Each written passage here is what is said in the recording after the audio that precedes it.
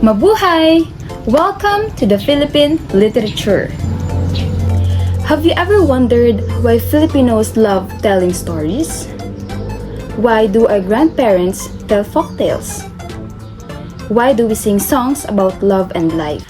Why do we write poems about our experiences? Or why do stories about family, poverty, courage, identity, and Filipino culture continue to be meaningful to us? These are some of the reasons literature is important. Literature is more than simply reading stories, poems, or novels.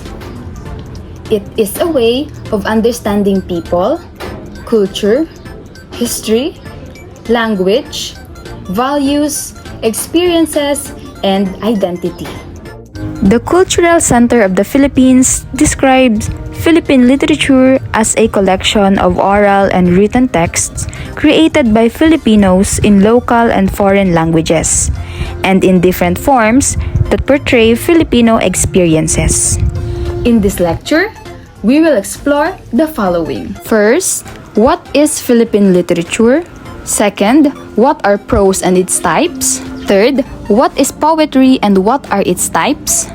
Fourth, what are figures of speech and literary devices? Fifth, what are the major literary approaches? Sixth, what are literary models? And finally, why is literature important to Filipino students? So, let us begin! Philippine literature refers to literary works produced by Filipinos or works that represent Filipino experiences, culture, history, values, and perspectives. It may be written in Filipino, English, Spanish, or Philippine regional languages such as Cebuano, Ilocano, Hiligaynon, Waray, Bicol, Kapampangan, Pangasinan, and many others. It can also be transmitted orally. Before the widespread use of writing, Filipino communities already had rich oral traditions. These included folktales, myths, legends, epics, chants, riddles, proverbs, songs, and other forms of oral expression. For example, the Hudhud chants of the Ifugao and the Darangin epic of the Maranao demonstrate the richness of indigenous Filipino literary traditions. Therefore, Philippine literature is not limited to books written in English or Filipino. It includes the many voices and experiences of the Filipino people. Let us now discuss our first major literary form, prose. Prose is language written or spoken in its ordinary form rather than arranged according to the line and stanza structures commonly associated with poetry. Most of the texts we encounter every day are written in prose. For example, Maria walked along the narrow road toward her grandmother's house. This is prose because the sentence follows ordinary grammatical structure. Prose can be fictional or non-fictional. Let us now talk about the types of prose. There are several important types of prose. Short story. A short story is a brief fictional narrative involving characters, setting, conflict, events, and theme. A well-known example in Philippine literature is Dead Stars by Paz Marquez Benitez. The story explores love, choice, and the difference between what we imagine and what actually exists. Another example is How My Brother Leon Brought Home a Wife by Manuel E. Argilia, which presents Filipino family life, rural culture, and acceptance. Novel. A novel is a longer fictional narrative that usually develops several characters, events, conflicts, and themes. One of the most important examples in Philippine literature is Noli Me Tangere by Jose Rizal. The novel presents social conditions in the Philippines during the Spanish colonial period. Another important work of Jose Rizal is El Filibusterismo, which is sequel to Noli Me Tangere. Essay. An essay is a prose composition that develops an idea, opinion, argument, reflection, or observation. For example, an essay about Filipino identity may discuss what does it mean to be Filipino in the 21st century. The writer may discuss language, family, traditions, social media, migration, and globalization. Biography and autobiography. A biography tells the life story of another person, while an autobiography tells the life story of the writer. For example, a biography of Jose Rizal may discuss his childhood, education, travels, writings, and contributions to Philippine history. An autobiography, on the other hand, allows the writer to tell his or her own life story. Drama. Drama is a literary form written primarily for performance. It includes dialogue, characters, conflict, setting, and action. Philippine drama includes traditional and modern forms such as komedya, zarzuela, and contemporary plays. The National Commission for Culture and the Arts notes that Philippine literary forms developed through indigenous traditions as well as forms introduced, adapted, and transformed through historical and cultural encounters. We are done with the types of prose. Let us now have a recap. Remember, prose is a language written or spoken in its ordinary form and mostly the text we encounter every day. This includes short story, novel, essay, biography and autobiography, and drama.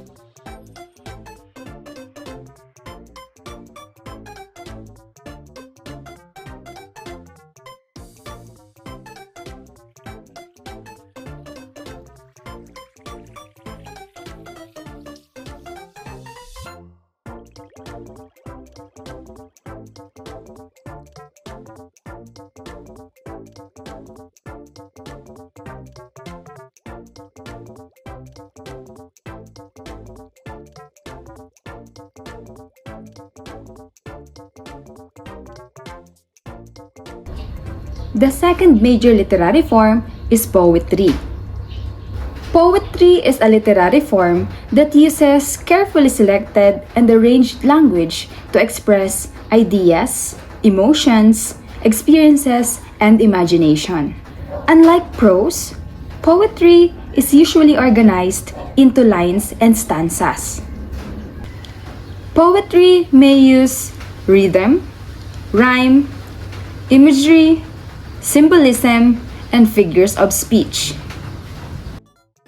For example, the moon watches over the quiet sea. The statement may be understood literally, but in poetry, the moon may also symbolize hope, loneliness, guidance, or memory, depending on the context. These are the several types of poetry. Lyric poetry expresses the feelings, thoughts, or personal experiences of the speaker. For example, a poem about heartbreak may express, "I carried your name long after you left." The focus is on the speaker's emotional experience. Narrative poetry. Narrative poetry tells a story. It may contain characters, events, conflicts, and setting. For example, the Darangin and Biyag ni Lamang. Epic poetry tells stories about heroes, communities, conflicts, and cultural values. Dramatic poetry. Dramatic poetry presents a dramatic situation through the voice of a speaker or character. The poem may sound like a conversation or a speech. The speaker's words reveal emotions, conflict, or a particular situation. Epic poetry. An epic is a long narrative poem that traditionally tells the adventures of heroes and reflects the beliefs and values of a community. Philippine epics include Biyag ni Lamang, Darangin, and Hudhud. These works are significant because they preserve cultural knowledge, values, traditions, and worldviews. Let us now discuss figures of speech. Figures of speech are expressions that communicate meaning in a vivid or detailed, imaginative, or indirect way. Figurative language helps create mental images and makes meaning more vivid than plain literal language. Look at some common examples of figurative language. Simile. A simile compares two different things using words such as like or as. For example, the sentence, "Her smile was like sunshine." The writer compares the woman's smile to sunshine and used the word like. Metaphor. A metaphor makes a direct comparison without using like or as. For example, in the sentence, "My mother is the light of our home," the mother is not literally a source of light. The expression means that she provides guidance, love, and support. Personification. Personification gives human qualities to non-human things. For example, in the sentence, "The wind whispered through the trees." Wind cannot literally whisper like a human being. The expression creates a vivid image. Hyperbole. Hyperbole is deliberate exaggeration. For example, in the sentence, "I have told you a million times," the speaker probably did not literally say it 1,000,000 times. The exaggeration emphasizes frustration or repetition. Irony. Irony occurs when there is a contrast between what is expected and what actually happens, or between what is said and what is meant. For example, imagine someone saying, "What a beautiful weather," while standing outside during a severe storm. The statement creates irony because the actual situation contradicts the words. Symbolism. Symbolism occurs when an object, person, place, color, or action represents a deeper meaning. For example, a flag may symbolize national identity and freedom. In Philippine literature, symbols often reflect Filipino history, culture, family, religion, community, and national identity. Figures of speech are closely related to literary devices, but the two terms are not exactly the same. A literary device is a deliberate technique used by a writer to create a particular effect or communicate meaning. Let us now talk about the several literary devices. Imagery. Imagery uses descriptive language that appeals to the senses. For example, in the sentence, "The warm smell of freshly cooked rice filled the small kitchen," we can almost smell and imagine the scene. Foreshadowing. Foreshadowing provides clues about something that may happen later. For example, before leaving home, Anna noticed that the sky had suddenly become dark. This may prepare the reader for a coming storm or problem. Flashback. A flashback interrupts the present action to show an earlier event. For example, a character may suddenly remember childhood experiences. Repetition. Repetition involves repeating words, phrases, or ideas for emphasis. For example, in the sentence, "We remember, we struggle, we rise," the repeated structure creates emphasis and rhythm. Allusion. Allusion is an indirect reference to a well-known person, event, text, or cultural idea.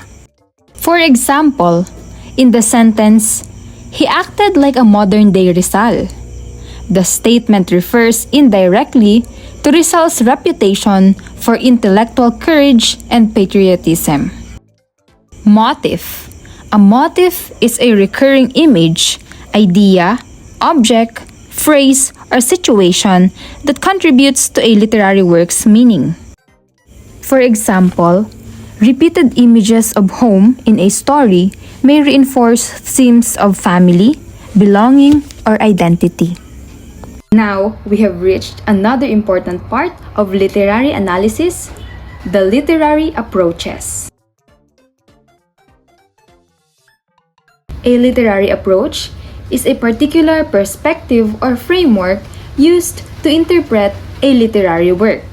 The same story can have different meanings depending on the approach we use. Let us examine several major approaches. Formalist approach. The formalist approach focuses on the text itself. It examines elements such as language, structure, imagery, symbolism, characterization, irony, tone, and plot. For example, when analyzing a poem, we may ask the following questions. What words are repeated? What images appear? And how does the structure contribute to the meaning? Biographical approach. The biographical approach considers the author's life and experiences. For example, when studying Jose Rizal's works, we may examine how his education, travels, relationships, and experiences during Spanish colonial rule relate to his writings. However, we should not assume that everything in a literary work is an exact reflection of the author's personal life. Historical approach. The historical approach examines the historical period in which a work was produced. For example, understanding Spanish colonial society can help readers better understand Noli Me Tangere. Sociological approach. The sociological approach examines literature in relation to society. It may ask the following questions. What social problems are represented? How are social classes portrayed? And what does the work reveal about family, community, gender, poverty, or power? Feminist approach. The feminist approach examines representations of women, gender relations, power, and inequality. For example, we can examine how female characters are represented and whether they challenge or reinforce traditional gender expectations. Marxist approach. The Marxist approach focuses on issues involving social class, economic power, labor, wealth, and inequality. For example, A story about a poor worker and a wealthy employer can be examined in terms of class relationships and economic power. Psychoanalytic approach. The psychoanalytic approach examines characters' motivations, desires, fears, conflicts, and unconscious behavior. For example, why does a character repeatedly fear abandonment? A psychoanalytic reading may examine the psychological reasons behind that behavior. We are down with another useful concept in literary analysis, the literary models. A literary model is a framework or pattern that helps us understand how a literary work is structured, interpreted, and created. Genre model. This model classifies literature according to its form or type. It classifies literature as prose, poetry, drama, fiction, or non-fiction. Elements-based model. This model examines the elements that make up a literary work. For prose, we may examine the character, setting, plot, conflict, point of view, and theme. For poetry, we may examine the speaker, imagery, rhythm, rhyme, diction, symbolism, tone, and theme. Contextual model. This model examines literature in relation to its context. We may examine historical context, cultural context, social context, political context, biographical context, and linguistic context. This is particularly important in Philippine literature because literary works are closely connected with the country's diverse cultures, languages, and historical experiences. And these contexts can deepen understanding of a text. Now, let us answer one of the most important questions in literature. Why is literature important to Filipino students? There are several reasons. First, literature preserves Filipino culture. Second, literature develops language skills. Third, literature develops critical thinking. Fourth, literature strengthens cultural identity. Fifth, literature builds empathy. Sixth, literature connects the past and the present. And lastly, literature encourages creativity. As we end this lesson, remember these important ideas.